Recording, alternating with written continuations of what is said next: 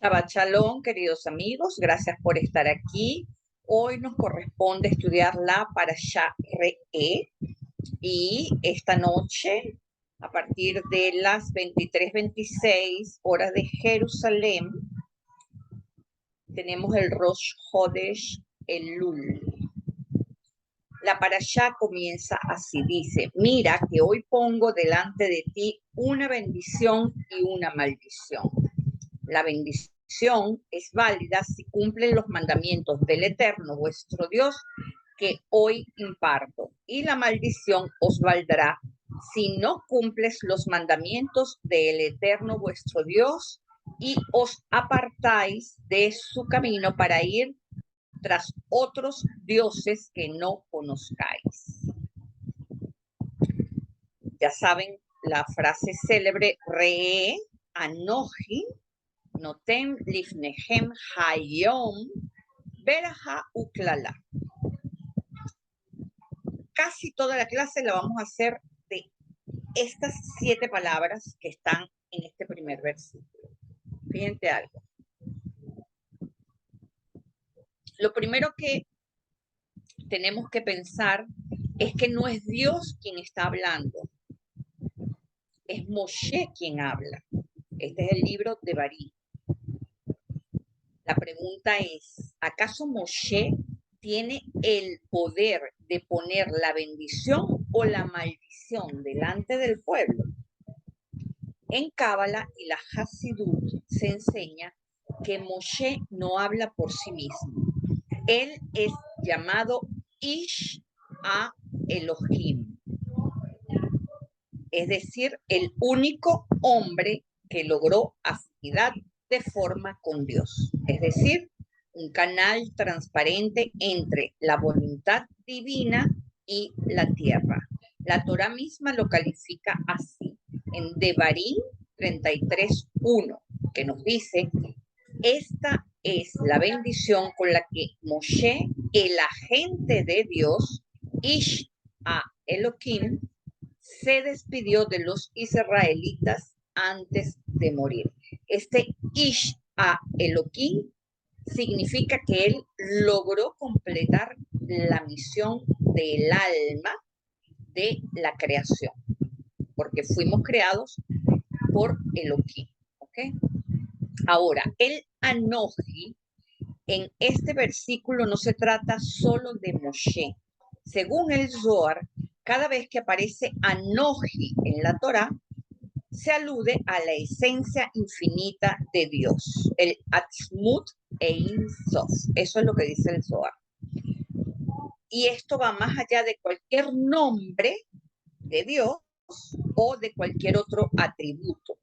Moshe, al decir Anoji, se anula a sí mismo y permite que hable a través de él la esencia divina.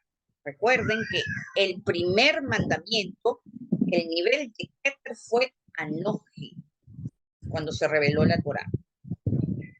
También esto nos indica que nada pasa desapercibido para el Anoji, que es el yo, el ojo que todo lo ve. Por eso la parashá se llama Re'e. Moshe, cuando nos dice Anoji noten, yo pongo, entonces es la voluntad o la voz del infinito que habla a través de su boca. En el Tania se explica que el Sadik verdadero es un canal de bendición para el mundo. A través de su boca y de sus actos, la luz de Dios se filtra en el mundo.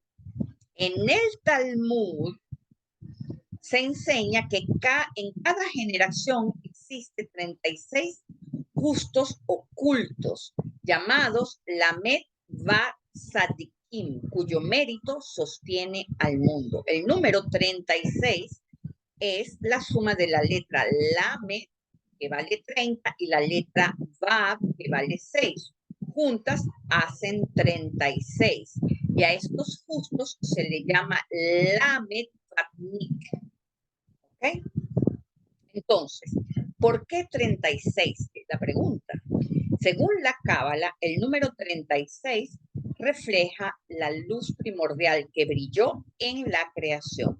El Midrash dice que la Or Haganuz, llamada la luz oculta de Dios, que no es la luz del sol, sino la otra luz, ¿verdad?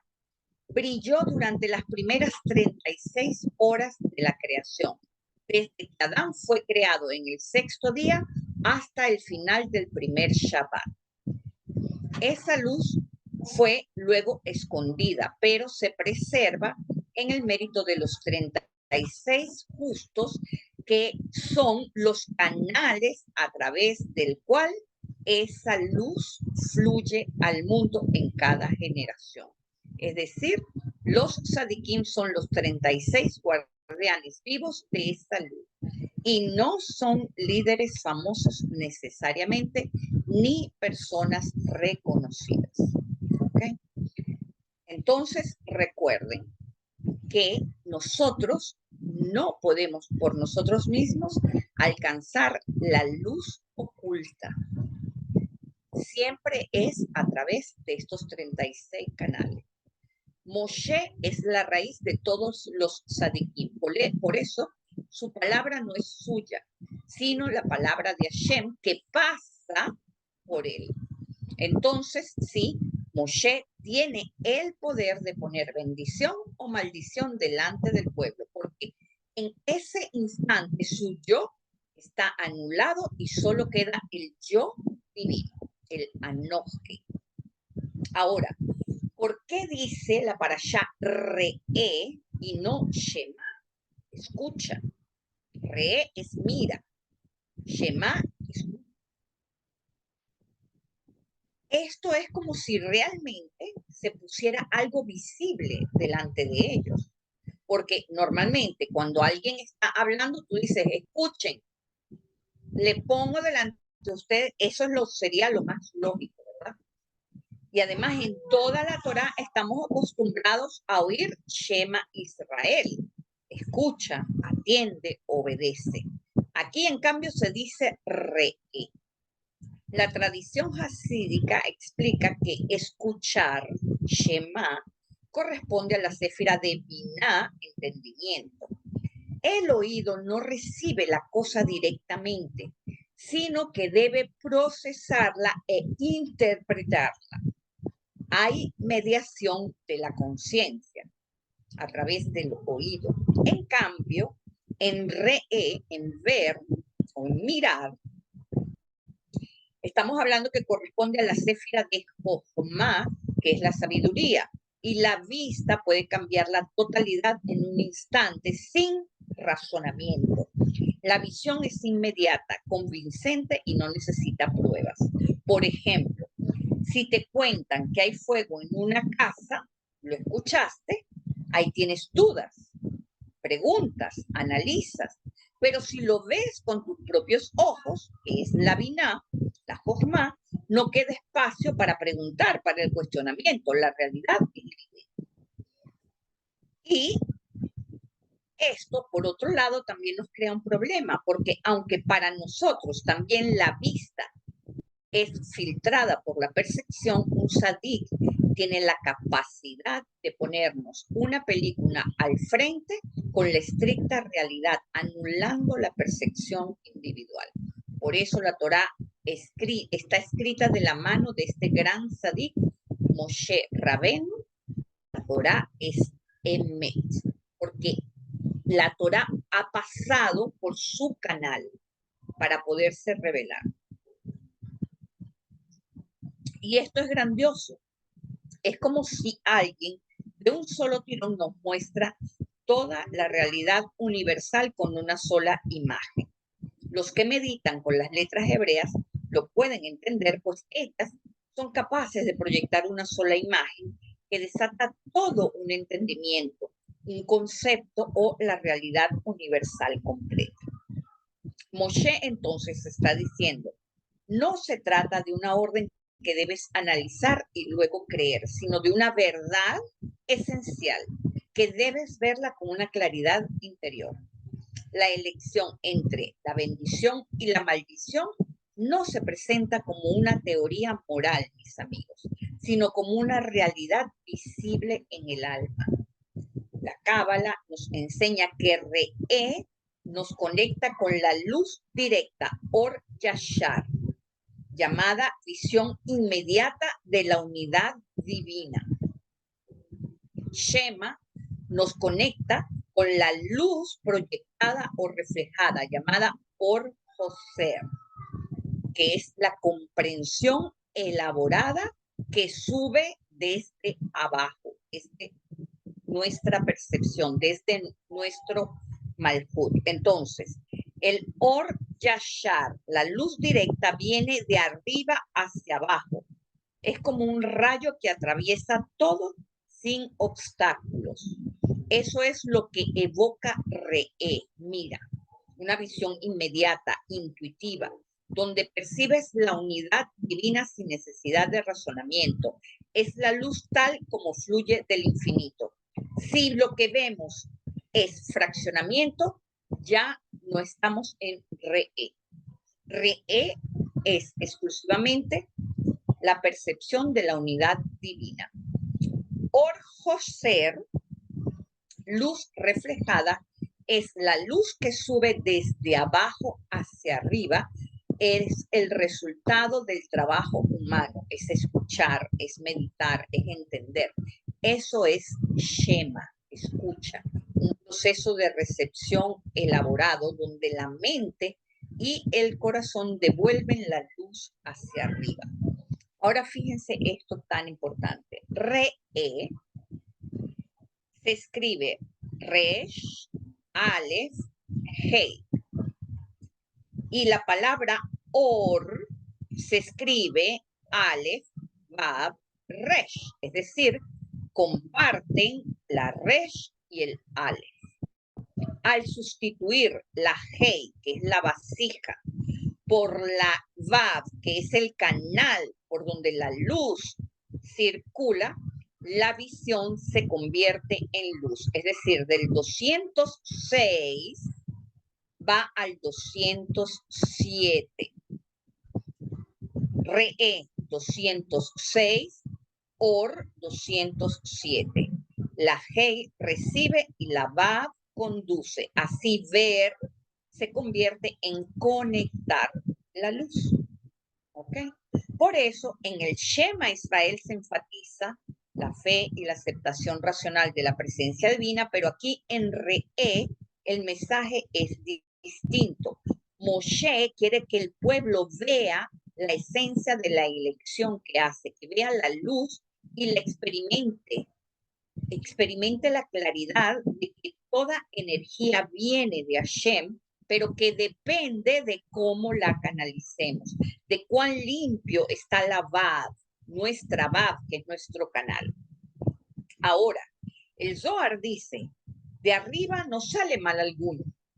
Entonces, ¿por qué el flujo divino podría convertirse en maldición? El mal, mis amigos, no existe. Nosotros así lo vemos y así lo calificamos porque duele. Me explico. La luz divina, el Or e Ein Sof, baja constantemente. Lo que define si esa luz es Berajá o Klala es la vasija que la recibe. Entonces, si recibimos mucha luz en un recipiente roto, en un recipiente herido, en un recipiente pequeño, la luz se desborda o pasa por esas grietas y causa dolor.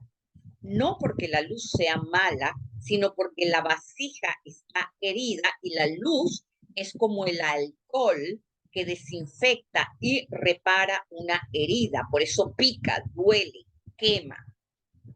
Así se siente. Para poder tener bendición, primero tenemos que tener la vasija adecuada, prepararla. Por eso hacemos clases de cábala, para preparar la vasija. Y esta se forma con las misbot, mis amigos. Es así de simple. Pero no hablo las misbot en términos de moral o religiosidad.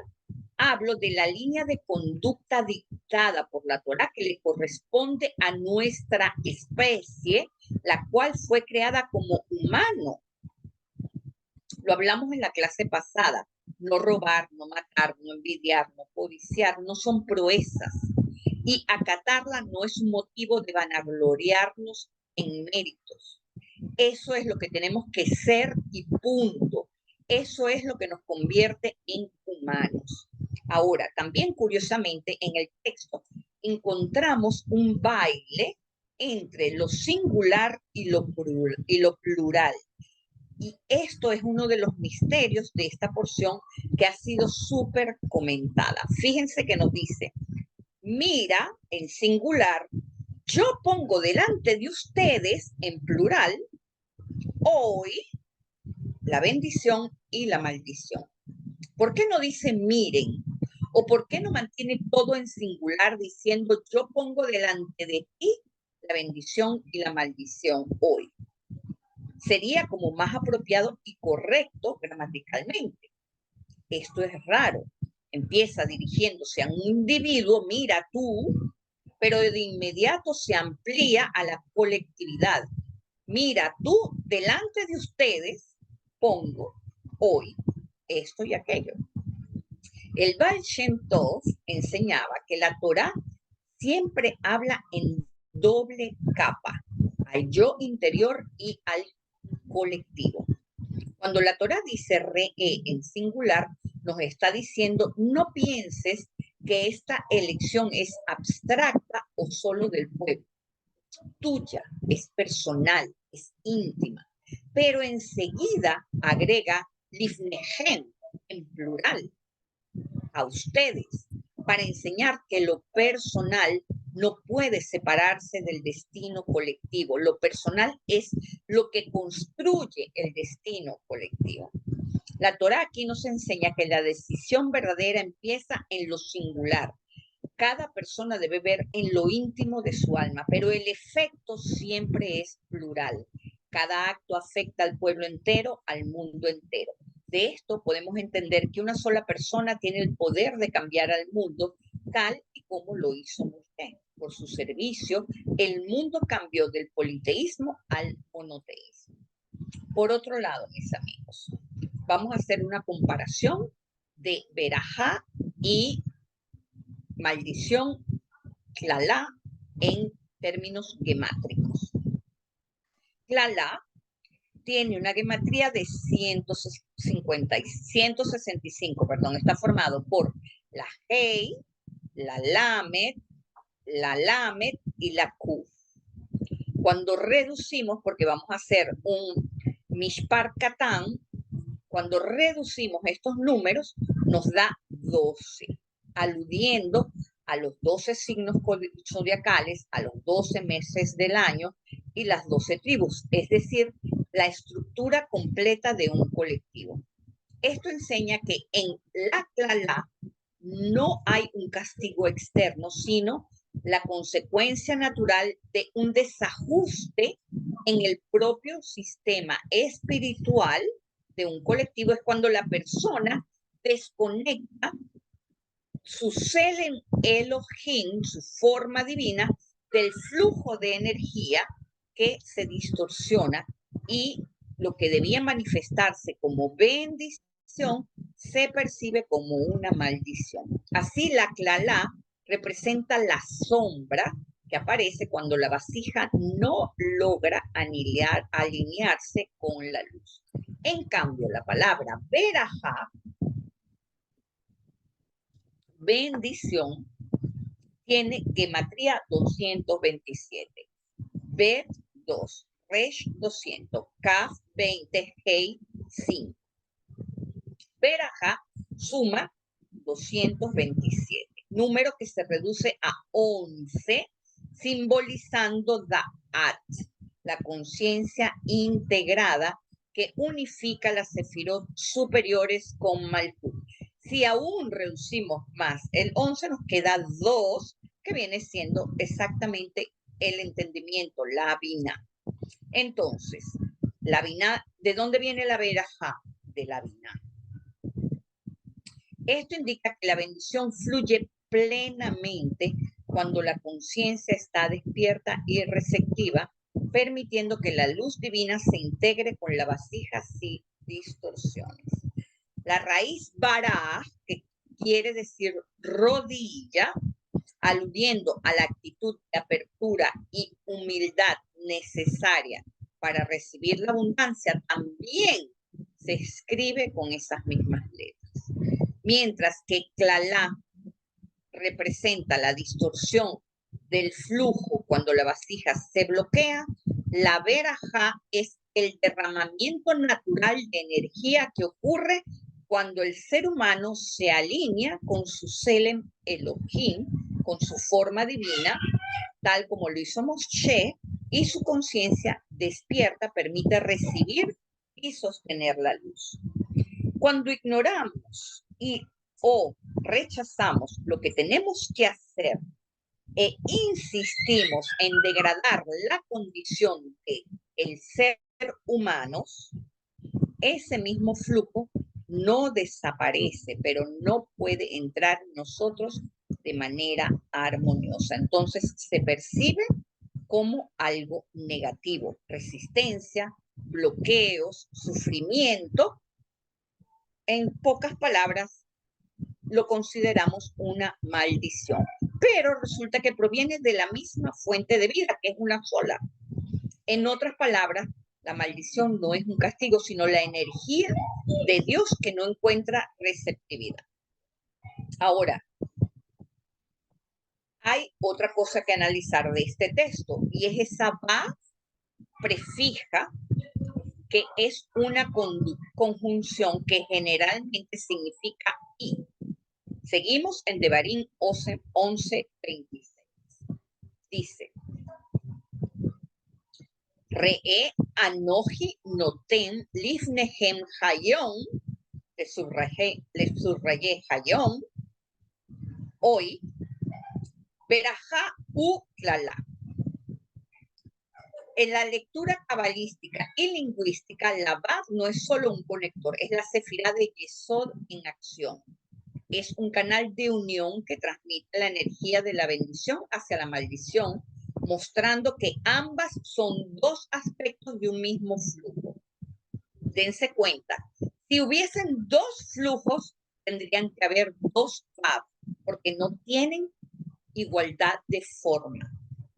La verajá y la clalá, si fueran diferentes, tendrían que tener dos canales. Como son la misma cosa, tienen un solo canal. Hay un solo flujo que nosotros moldeamos en verajá o en clalá. Entonces, en este versículo, la Vav enseña conciencia y responsabilidad. Estas dos alternativas no son fuerzas externas, sino el resultado de nuestras elecciones. Y la Vav nos muestra que lo que elegimos activará un flujo que impacta tanto lo bueno como lo adverso.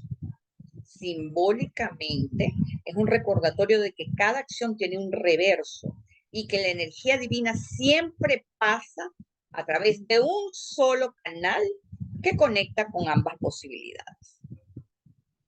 Entonces, la Vav nos dice, no hay bendición ni maldición intrínsecamente buenas o malas. Son dos manifestaciones de la misma realidad y su efecto solo depende de nuestra percepción, de nuestra intención y de nuestra acción. Ahora, vamos con un aspecto fundamental y aquí quiero que me presten atención. Hayom. Esta palabra subrayada en verde. Aquí entramos en una polémica porque el término Hayom, que está traducido como hoy, en el Génesis se refiere a la creación del tiempo y el espacio. Según los sabios, Hayom tiene una duración de 1000 años. Pero gramaticalmente, Hayom también significa un día de 24 horas. Hoy. La pregunta es, ¿qué es el tiempo? El tiempo es un movimiento en el espacio y la ciencia y la evidencia empírica nos dice que este es percibido en 3 etapas: pasado, presente y futuro. Pero realmente el presente existe. Un segundo en este momento es el presente, pero en cuanto pasó ese segundo, se vuelve pasado. Eso quiere decir que el presente solo es un conducto entre el pasado y el futuro. Y eso es la Bab, mis amigos. ¿Cómo puede existir el futuro, que es lo que aún no ha llegado? ¿Y a dónde se va el pasado? Esa es la pregunta que se ha hecho la ciencia, mis amigos. Y es muy revelador que la Torá usa la palabra Hayom hace 3.500 años, lo cual sugiere un lapso de tiempo. Pero este lapso de tiempo también puede significar donde hay luz solar, día, lo cual contrasta con Tlalá, en donde se oculta la palabra noche, Laila. Esto quiere decir, mis amigos, que en nuestra elección entre la bendición y la maldición transcurre un lapso de tiempo que puede ser de 24 horas, puede ser mucho más que eso o mucho menos que eso.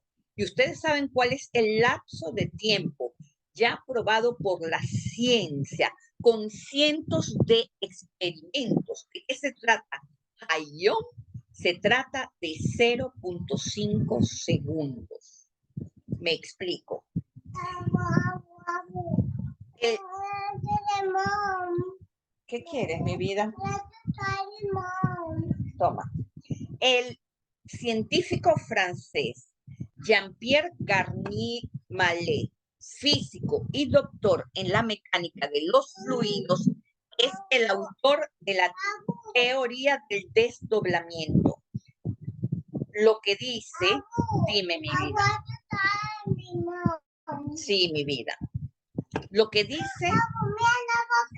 Sí, mi vida. Lo que dice la Torá hace 3.500 años ya ha sido probado por la ciencia y hasta ganó un premio Nobel en 1993 de la mano de Benjamin Libet, otro francés, el cual estuvo basado en experimentos. Escuchen bien esto. Él probó en un 100% de los casos que el cuerpo detecta a través del sudor que emana lo que va a suceder un demisegundo antes de que suceda.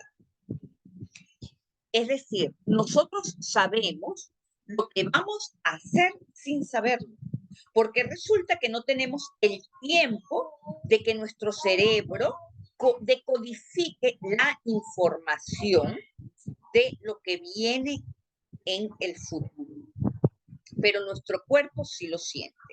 Eso es la teoría del desdoblamiento. Y postula que mientras no sabemos que vivimos en 2 tiempos a la vez, hacemos tonterías. Dice, no hay nada programado porque tenemos a cada instante la posibilidad de elegir, pero literalmente es a cada instante. Hayom es 0.5 segundos, es decir, un medio segundo antes de que las cosas ocurran, podemos elegir lo bueno o lo malo. Literalmente, eso es lo que dice la teoría. Literalmente podemos elegir lo bueno o lo malo. La teoría postula que vivimos en 3 tiempos diferentes, uno más lento, uno instantáneo y uno más rápido. Y es el intercambio que hacemos entre estos tiempos. ¡Ay, Alma, no! ¡Lucy! Perdón.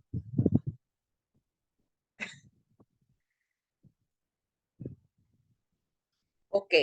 Y es el intercambio.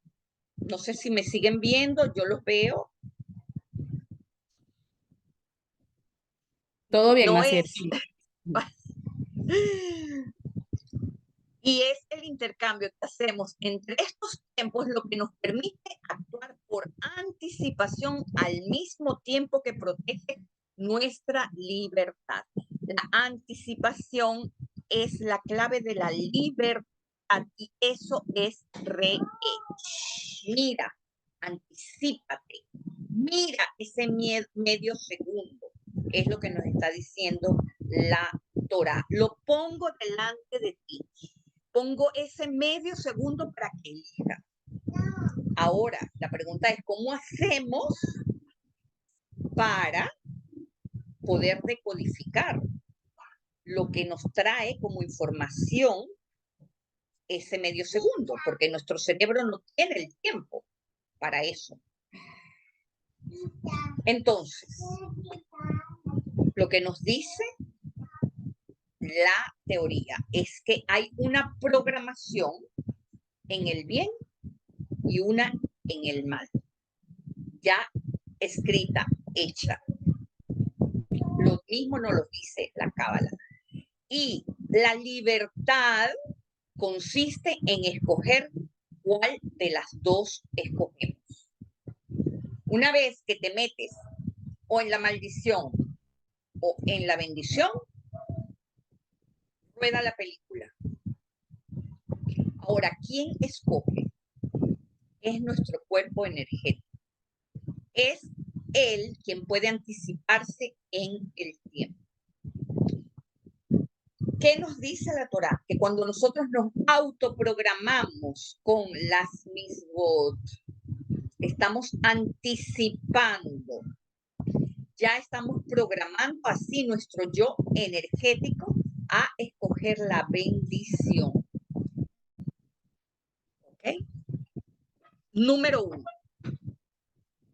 Esto también explica por qué en la Torá se dice que ciertos cambios, como revertir una maldición, requiere que pase un hayom, un día completo. Es el tiempo necesario para que las entidades o canales que transportan información espiritual procesen y transformen la energía. Cada hayom, cada hoy, es entonces un momento de oportunidad consciente donde la luz puede fluir y manifestarse, en contraste con la palabra klala, que incluye la referencia a la noche, laila, y simboliza la oscuridad y la obstrucción del flujo divino. Lo curioso de la teoría del desdoblamiento es que nos dice que la buena elección podemos hacerla durante el sueño paradoxal, que es el REM, es decir, cuando estamos durmiendo y caemos en esa onda cerebral en donde se está moviendo la pupila de nuestros ojos, como les sucede mucho a los bebés. ¿Y qué nos dice esta teoría? Que es lo mismo que nos dice la Cábala. Nos dice que si no tenemos un sueño paradoxal durante 18 días continuos, es decir, si pasa 18 días sin sueño paradoxal, se nos acaba la vida, morimos literalmente. ¿Por qué 18? Porque es el peso numérico de la palabra hay, que quiere decir vida. Entonces, cada día de cada 18 días es fundamental para nosotros. Porque soñar en esta onda cerebral nos ayuda a reprogramar a esa parte energética. Ahora, todo esto todavía en el primer versículo. Fíjense que Re-E es un Rashei Teivot, eso es decir, un acrónimo, y esto significa que cada letra oculta una palabra. Entonces, Re significa Re Elul Hayom. Observa, hoy es Elul. Y sabemos que Elul significa el mes de Virgo. ¿Por qué esto? Porque esta porción siempre coincide con Rosh Hodesh Elul. Así que está íntimamente ligada a él y todo lo que hay en ella. Elul es el mes de la misericordia, del perdón interior, de la reflexión y de la transformación. Como les dije, Rosh Hodesh del año 5785 comienza esta noche a las 23:26 hora de Jerusalén y termina el lunes 25 de agosto al amanecer. Dura 2 días. Por otro lado, en la porción podemos ver claramente que Moshe nos explica la importancia de borrar toda memoria de idolatría, que no es más que todas las mediaciones que ponemos entre la verdadera unidad divina y nosotros. ¿Por qué? No podemos encontrar la bendición, no podemos encontrar a Dios dentro de nosotros si creemos que hay un estado de separación interna o externa. Pues la idea de la separación y la idea misma de que existe un mundo externo que es independiente de nosotros es la negación de la existencia de la unidad, la negación del Aleph. Ahora sí, vamos a pasar a Deuteronomio 12:5. Dice, sino que al lugar que Hashem, vuestro Dios, escoja de entre todas vuestras tribus para poner allí su nombre, allí habitará y allá habréis de ir. Fíjense, les subrayé en 3 colores. Luego nos dice el lugar que elegirá, pero no lo nombra. Ha-Makom. La Torá nunca menciona Jerusalén directamente en el Humash, sino que lo oculta con esta fórmula. El Ha-Makom normalmente debería ser Jerusalén. Esto subraya que la santidad no es solo geográfica, sino espiritual y depende de la elección divina renovada constantemente. Makom quiere decir lugar, pero también es uno de los nombres de Dios. Pero qué raro que Makom, lugar, sea un nombre divino. En Bereshit Rabba se dice que Makom quiere decir que Dios es el lugar del mundo y el mundo no es su lugar. Por eso se llama Makom. Él, Dios, Gesed, es el lugar del mundo. El mundo está dentro de él, pero el mundo no es su lugar. Él no puede habitar dentro del mundo. Entonces, el lugar que Hashem elegirá se puede leer también como el aspecto de Makom, el lugar que Dios mismo elegirá revelar. Y ese lugar eres tú, soy yo, es cada uno de nosotros. Luego nos dice en azul, Lasum et Shemo Sham, poner su nombre allí. Shem, nombre en Cábala, alude a los canales divinos, a las sefirot o a los atributos que son nombrados. Yud-Kei-Vav-Kei, Elohim, Da'at, Gesed, etcétera, etcétera, etcétera. Poner su nombre en una sefirot, en un lugar, significa canalizar la luz infinita en un punto finito. Ese punto en lo externo será el Mishkan, primero en Shiloh y luego en Jerusalén, y en lo interno será en nuestro cerebro y en nuestro corazón. Luego nos dice, en verde, ¿verdad? Uvata Chama. Y tú irás allí. Volvemos con el patrón. El versículo habla en plural comunitario, vuestras tribus, vuestro Dios, pero termina en singular. Y tú irás allí. Uvata Chama. El hasidismo nos dice que el santuario es uno para todos, pero la llegada es íntima y personal. Cada alma debe caminar hasta el lugar de la presencia. No se puede delegar, a menos que sean condiciones precisas, explícitas en los estatutos. ¿Okay?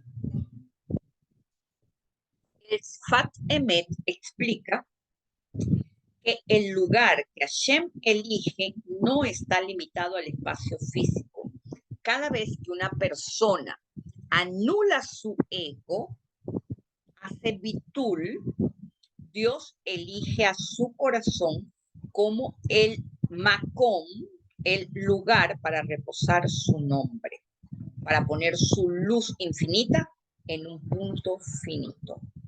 Entonces, este versículo nos habla de dos niveles: el colectivo Jerusalén y el Bet HaMikdash, y el personal o el interior, que es el cerebro y el corazón convertido en Mikdash. En resumen, mis amigos, el lugar que Dios elija es tanto Jerusalén como el interior de tu alma. Poner su nombre significa bajar la luz infinita en un punto concreto, en el Hayom. Y el cambio de plural a singular enseña que la colectividad se une en un santuario, pero cada individuo debe llegar por sí mismo. En la Parashá Re'é encontramos una enseñanza clave sobre el culto, la idolatría. La Torá insiste en que no puedes ofrecer o no se puede ofrecer adoración a Dios en cualquier colina ni en altares improvisados como harían los cananeos. Solo habría un lugar elegido por Hashem para su nombre, y ese lugar debía ser el centro de la vida espiritual de Israel. A primera vista parece una norma estricta, por eso no se puede construir el tercer templo en otro sitio que no sea el que Hashem ha designado. Por eso la Cábala nos revela que cuando el texto habla de Ha-Makom, el lugar, no se refiere solo a Jerusalén, sino al nombre mismo de Dios que habita en el centro de la conciencia. Si tuviéramos que esperar el tercer templo, estaríamos perdidos y estaríamos desamparados de la presencia divina, cosa que es completamente imposible. Entonces, el culto centralizado, entonces, no es solo un asunto de geografía, sino de unificación interior. El templo refleja el cuerpo humano, el santo de los santos como el cerebro, la menorá como el corazón y el altar como el manejo de los deseos. Los sacrificios no son actos de sangre, sino símbolos de transformar lo animal en nosotros para acercarlo a la luz. El mensaje es bien claro. No disperses la energía en múltiples direcciones. Reúnelas en un solo centro de conexión con lo divino. Y por eso aquí aparece la raíz de la prohibición de la idolatría. A simple vista podría parecer exagerado que la Torá condene tan duramente la adoración de estatuas o de otros dioses, pero lo que se esconde detrás es más sutil. La idolatría, pensar que la idolatría es una figura externa es estúpido. La idolatría no es adorar a una figura externa, sino otorgar poder autónomo a lo que en realidad es solo una chispa de la creación. Eso es olvidar el uno y fragmentar la realidad. Ustedes oran delante de una estatua, están dándole poder autónomo a una chispa de la creación, olvidándose de la unidad, están fragmentando la realidad, ¿ok? Entonces la idolatría es nefasta porque nos roba la energía vital. Cada vez que depositamos nuestra fe o nuestros miedos o nuestros deseos en algo que no es la fuente de la unidad, parte de nuestra alma se fuga hacia las clipot, que son esas fuerzas de separación que alimentamos con nuestra propia atención, dándole simple atención. Por eso la Torá la trata como la raíz de todo mal, no porque los ídolos tengan poder real, sino porque somos nosotros quienes se lo otorgamos. Le damos atención. Eso es darle luz a la clipa. ¿Okay? Entonces, en la práctica, idolatría significa depender de lo que no puede llenar al alma. Dinero, éxito, belleza, redes sociales, operaciones, incluso la idealización de una pareja o la idealización de nuestro propio ego es idolatría. Todos estos son sustitutos que terminan dejando hambre espiritual en nosotros, porque la vasija del alma fue creada para recibir solo luz infinita. El culto centralizado entonces es la medicina contra esa dispersión, es la invitación a unificar la mente, el corazón y la acción en un solo nombre, en un solo lugar, en un solo centro. Y esto se traduce en un trabajo cotidiano, que es detectar nuestros ídolos modernos y reorientar la energía que les entregamos hacia la unidad para construir dentro de nosotros un santuario donde habite esa presencia. Y en este sentido la Torá no exagera. Lo que hace es advertirnos con claridad que el verdadero exilio no es geográfico, sino interior. Y ocurre que cada vez que nuestra conciencia se fragmenta y olvidamos la fuente, también salimos de nuestras posibilidades de escoger, mis amigos. Entonces, nuestra parte energética nos muestra una salida que es volver al uno, reunir las piezas dispersas y recordar que el único lugar donde la luz puede habitar plenamente es en el corazón unificado del ser humano. Otro versículo que es casi obligatorio analizar en esta porción es Devarim 14, 22 y 23. Y se lee así.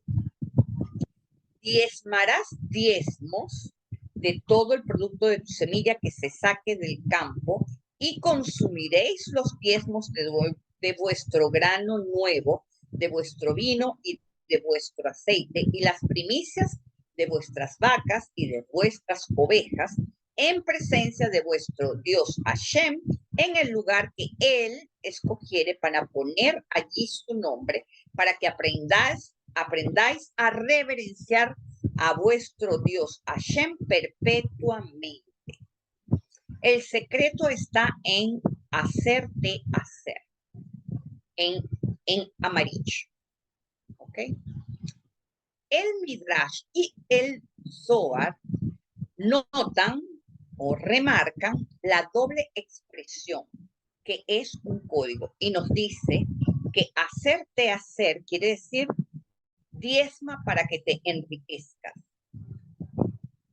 La raíz hacer significa tanto diezmar como oser, que quiere decir riqueza o abundancia.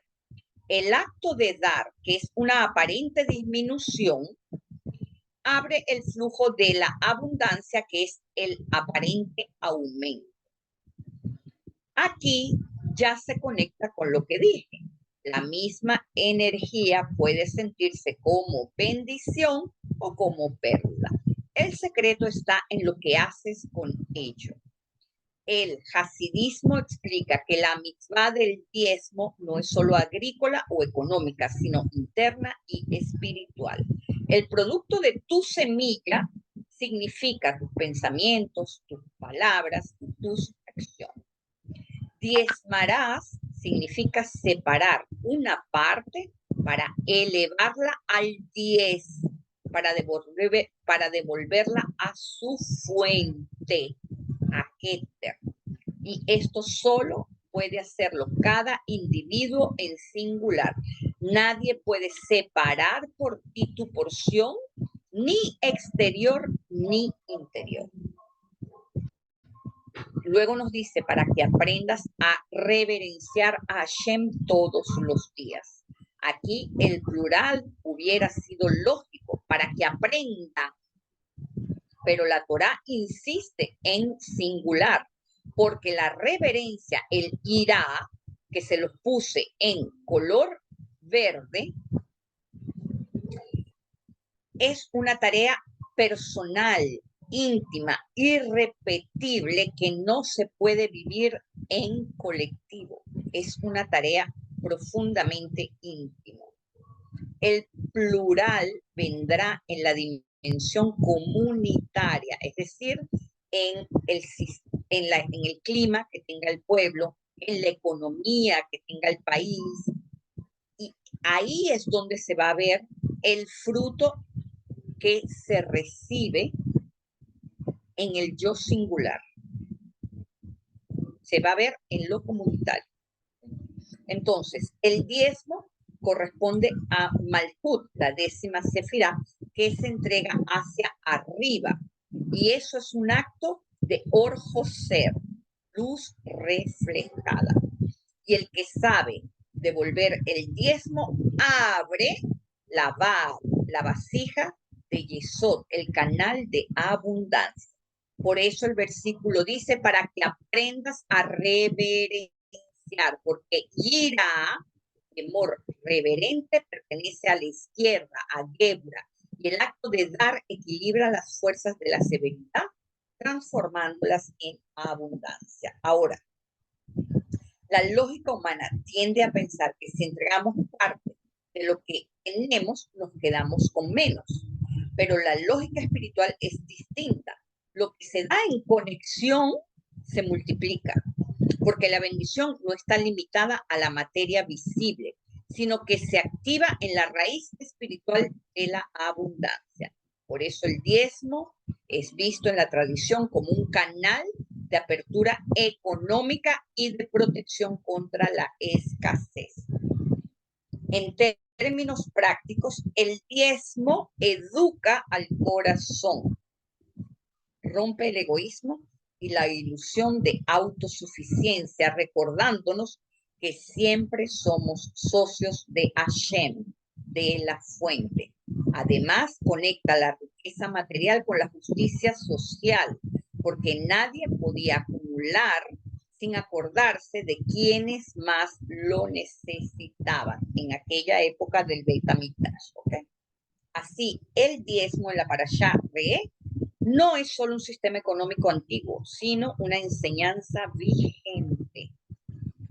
Reconocer la procedencia de la abundancia, sostener la Torá, es sostener la vida espiritual del planeta entero. Además de compartir con los necesitados y mantener abierta la vasija para que la bendición continúe fluyendo. Muchas veces escuchamos en el Talmud que el mundo se sostiene, no se ha destruido como en otras ocasiones, porque la Torá existe.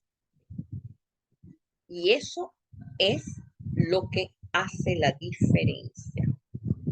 Y fíjense que la teoría del desdoblamiento nos dice que con cada erupción solar se abre la percepción del ser humano, hace percibir ese demisegundo en donde tenemos la posibilidad de escoger lo bueno y lo malo.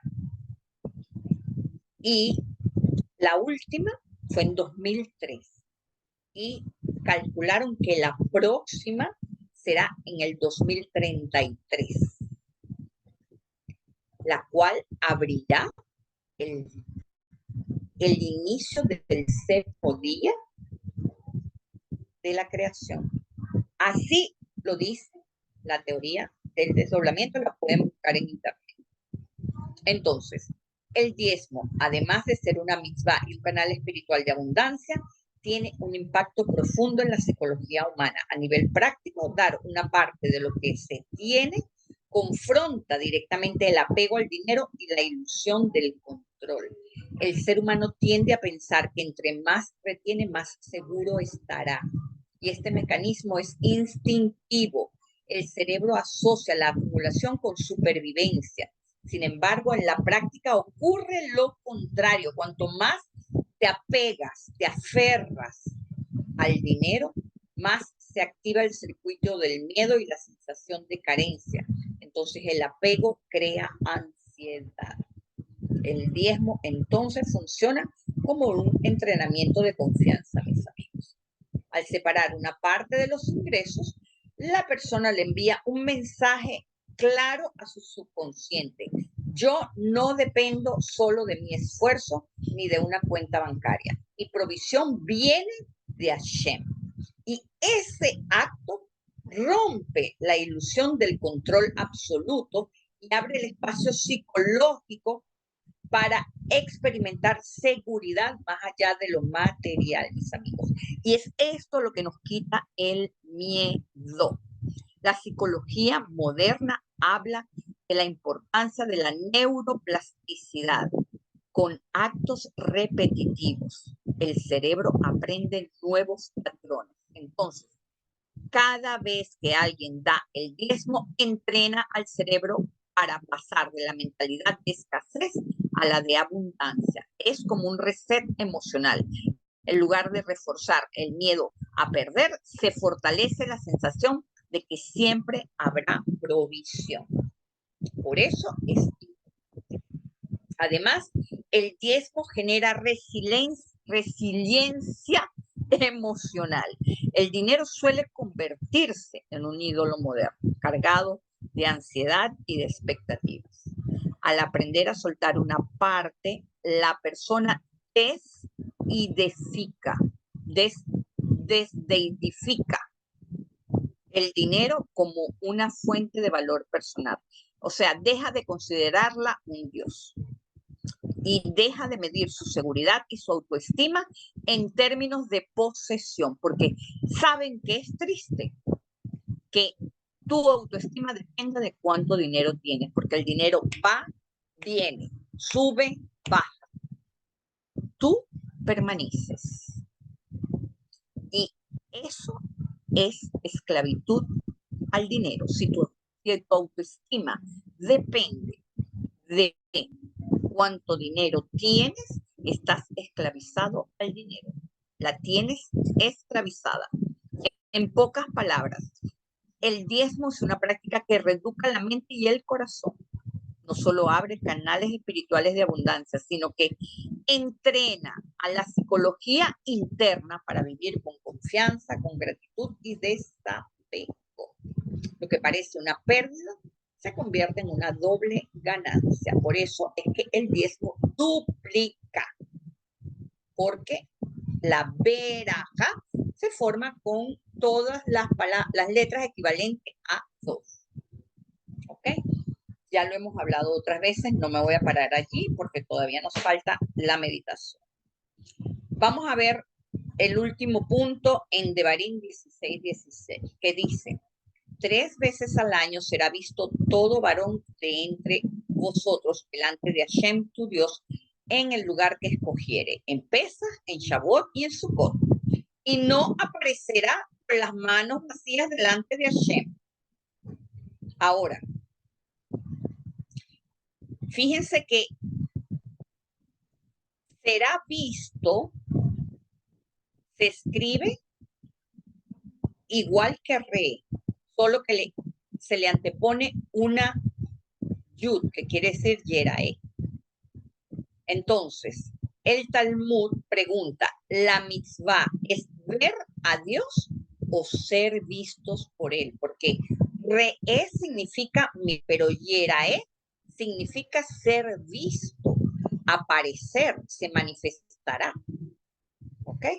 Entonces, ya lo dijimos, ver corresponde a Josmá, pero Yerae, las 3 peregrinaciones que se llaman los regalim, no son solo fiestas, mis amigos, sino son momentos de visión espiritual.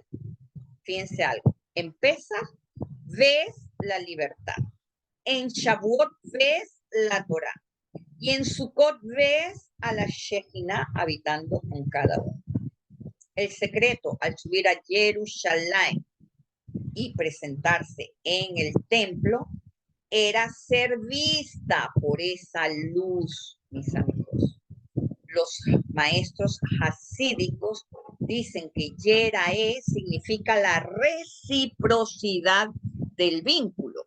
Tenemos que entenderlos en términos metafóricos, porque es ridículo pensar que si no vas a Jerusalén, Dios no te ve. No se trata de eso. Se trata de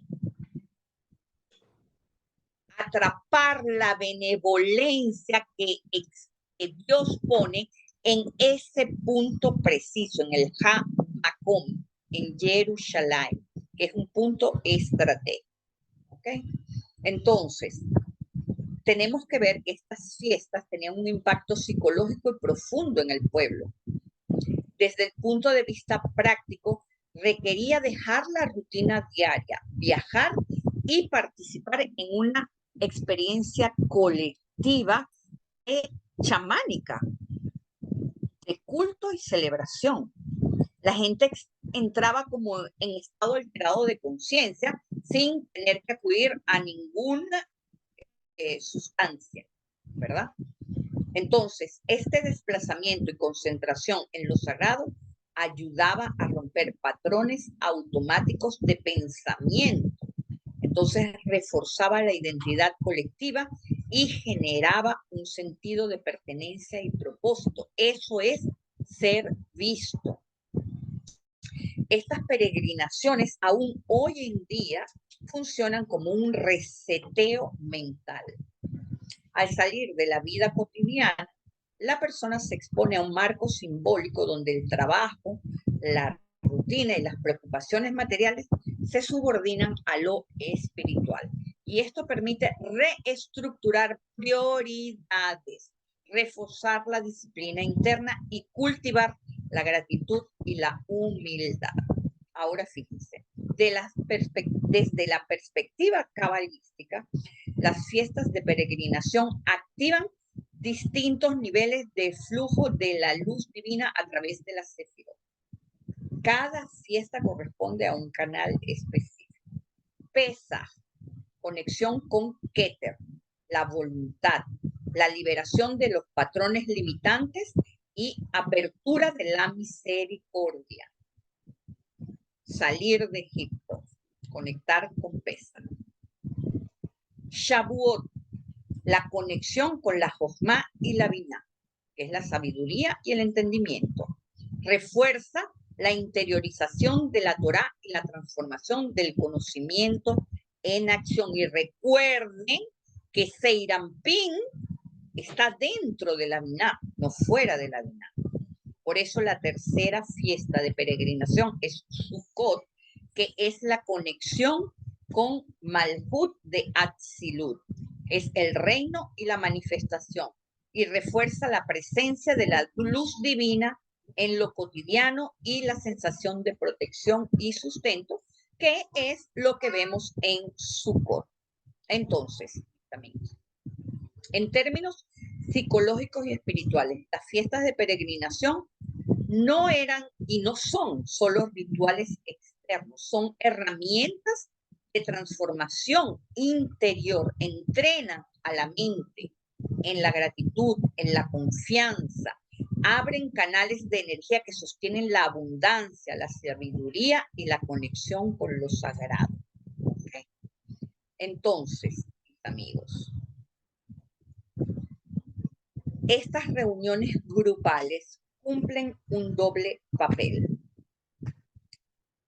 Nos entrenan la mente y el corazón y abren un circuito colectivo energético que sostiene y amplifica la presencia de lo más sagrado en el mundo físico. Mientras más gente opera en estas fiestas, más se inyecta misericordia en el colectivo, mis amigos. Es decir, que estas fiestas, cuando dejemos de hacerlas solamente para nosotros mismos y la hagamos con la intención de inyectar misericordia en el colectivo del mundo y no solamente en los judíos, entonces vamos a crear una nueva conciencia colectiva, donde la trascendencia se vuelva palpable como en la época del Mishkan. Y probablemente eso sea lo que experimentemos en la próxima expansión o explosión solar que va a suceder, que resulta que termina siendo una expansión de conciencia, una expansión de la luz. ¿Okay? Entonces, vamos a meditar en las tres formas de mirar. Es decir, nosotros nos movilizamos en tres tiempos. La misma raíz, re-e, puede leerse de tres maneras. Ra-a, nir-ie, yera-e. Ver, ser visto y será visto. Se revelará la manifestación divina. Son los tres tiempos de la teoría del desdoblamiento. ¿Ok? Entonces, tenemos que ira o re, perdón, nos da un valor gemátrico de 206, que cuando lo reducimos nos da 8. Entonces, Ra-A la vamos a repetir 8 veces. Ustedes no cuentan, yo soy la que va a contar. Luego tenemos Nir-Ie, que tiene un valor numérico de 256. Cuando la reducimos, obtenemos 13, que es el valor numérico de la palabra Ahabá, que quiere decir amor. Entonces, ser visto significa ser amado. ¿Ok? Luego, tenemos la palabra Yera-E, que quiere decir será visto o se revelará. Escuchen esto, tiene un valor numérico de 216, mismo valor numérico que Gebura.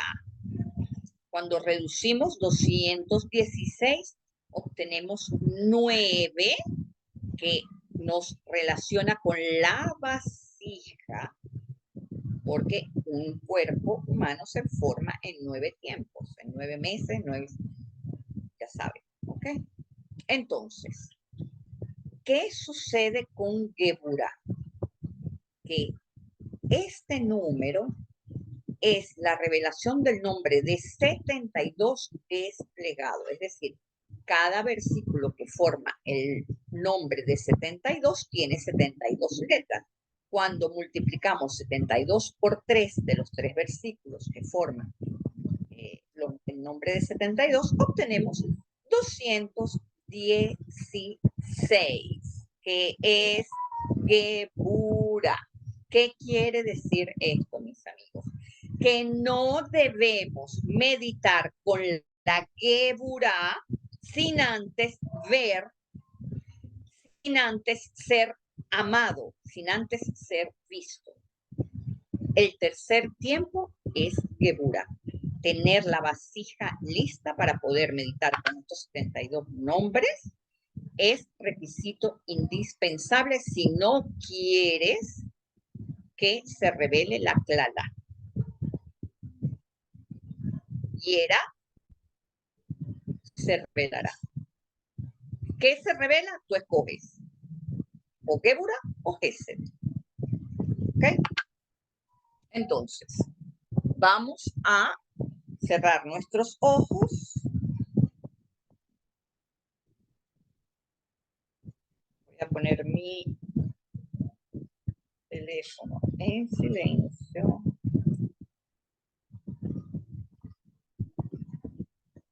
Ok. Entonces tenemos ahí la primera palabra, Ra.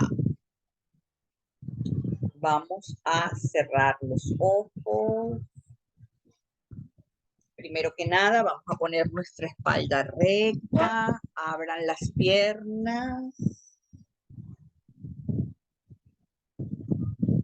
Hombros caídos. Vamos a inhalar y a exhalar.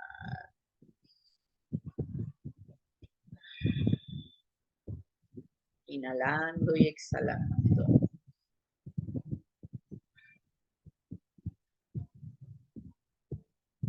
Vamos a ver frente a nosotros la letra Resh, la letra Ale y la letra G.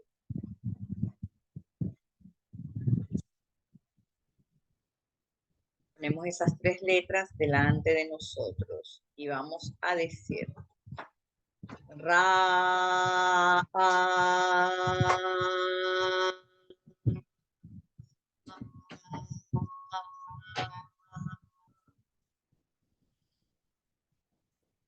Ra,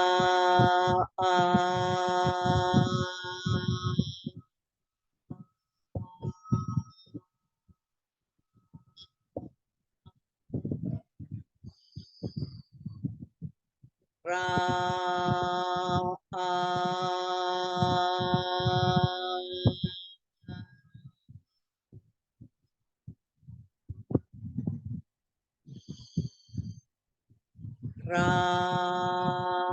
Ra,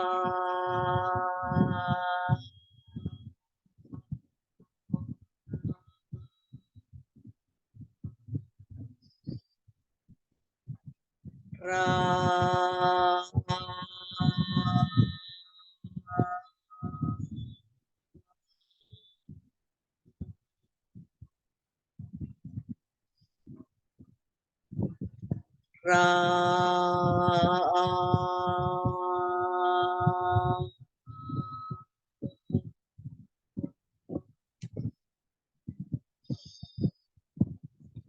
Ra,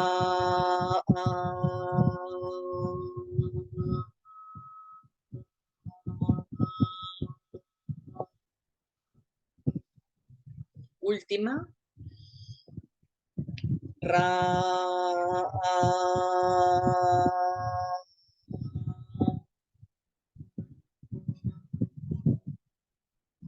deja que esas letras envíen luz hacia tus ojos. Rayos salen de ellas hacia tus ojos. Y es tu mirada espiritual la que se ilumina.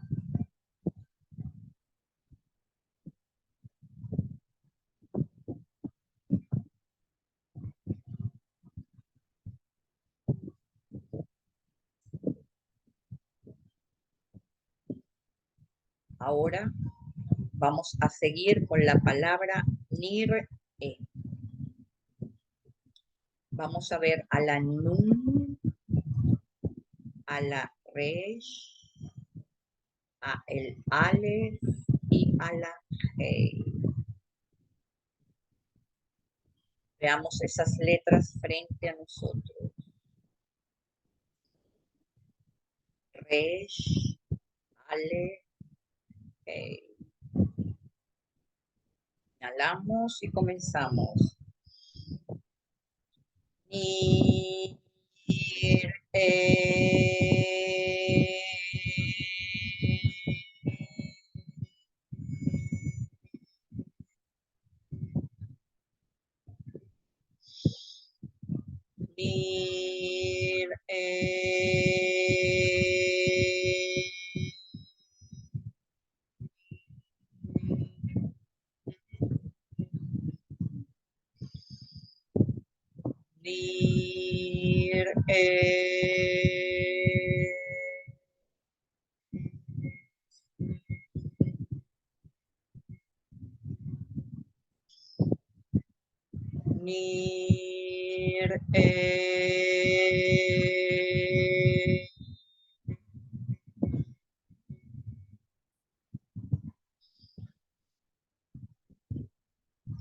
Nir, Nir,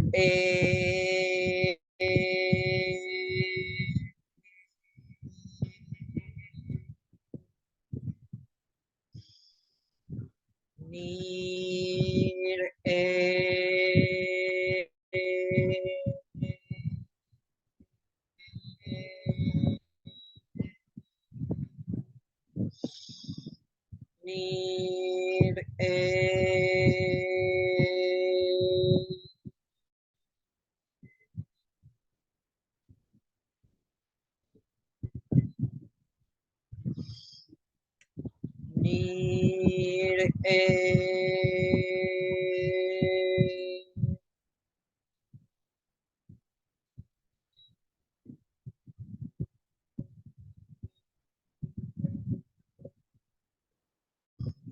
Nir, Nir,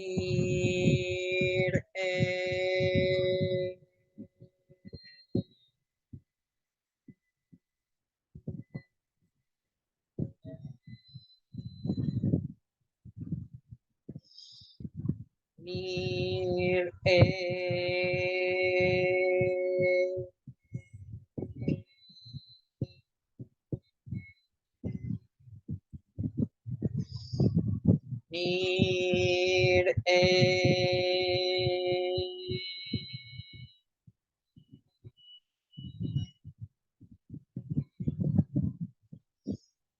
Nir,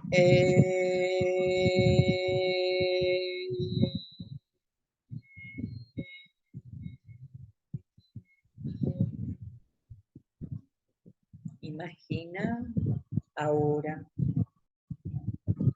que esas letras, del interior de esas letras, brota un plasma que te abraza, que te acoge. Te sientes amado, te sientes cobijado, te sientes protegido por la luz.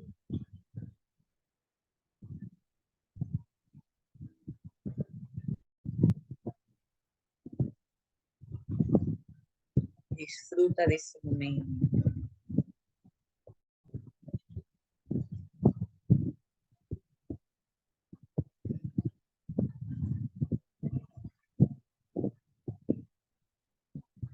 Ahora vamos a meditar con Yeray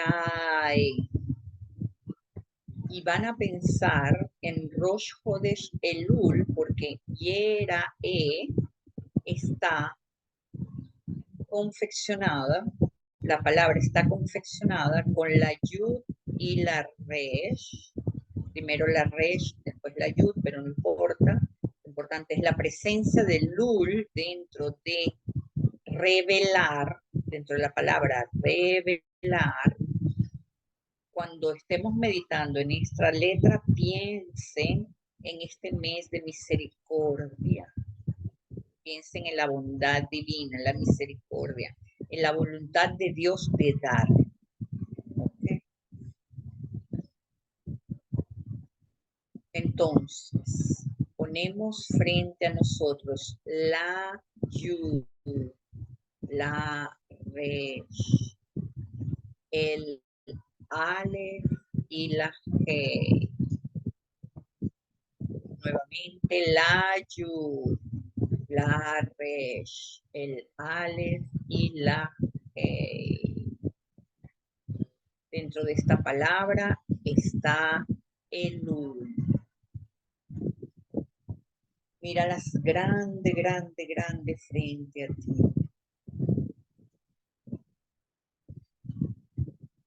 Inhala. Yera.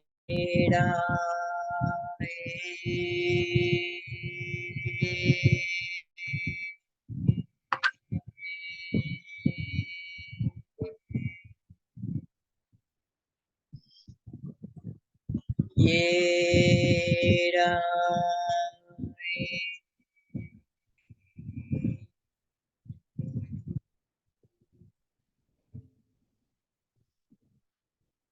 Yera.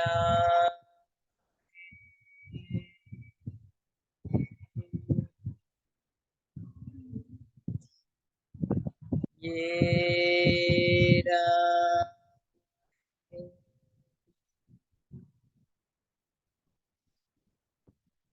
Yera.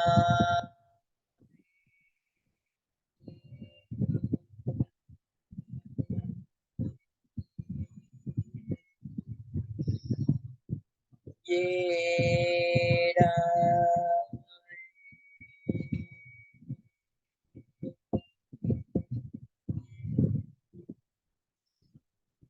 Yera.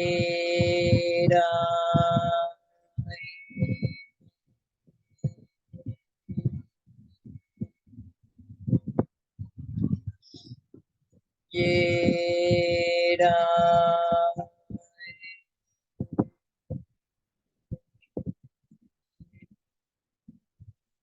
Último. Yera.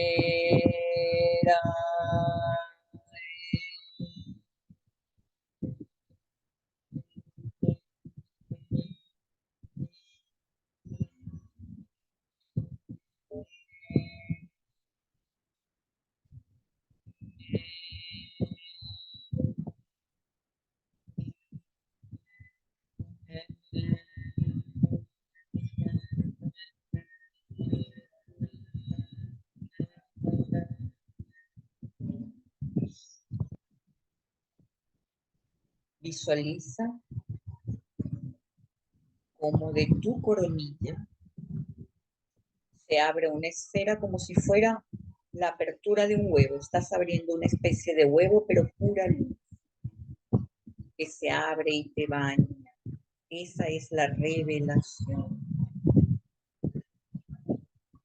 Ese es el contacto con tu yo futuro, con ese yo perfecto, ese demisegundo.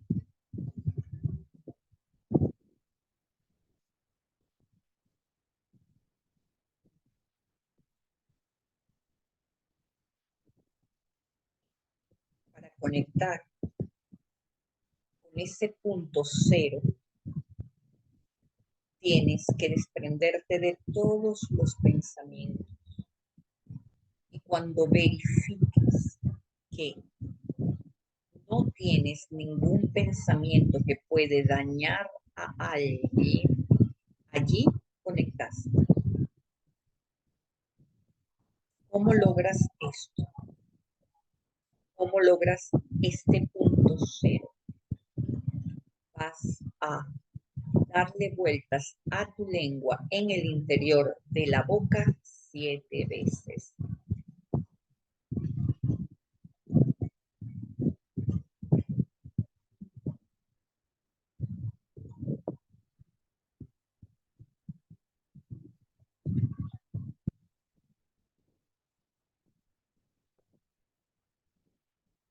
En ese momento conectas.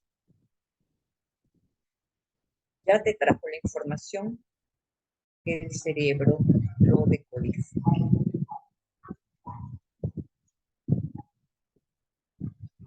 Damos gracias por este momento de meditación.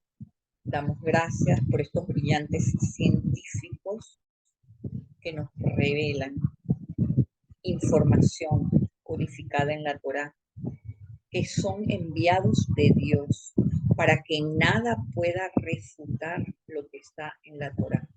Cuando la ciencia lo prueba, es imbatible, Isabel.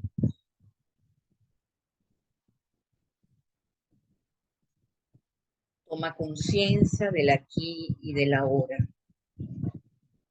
Cuando cada uno lo decida, a su propio ritmo puede abrir sus ojos.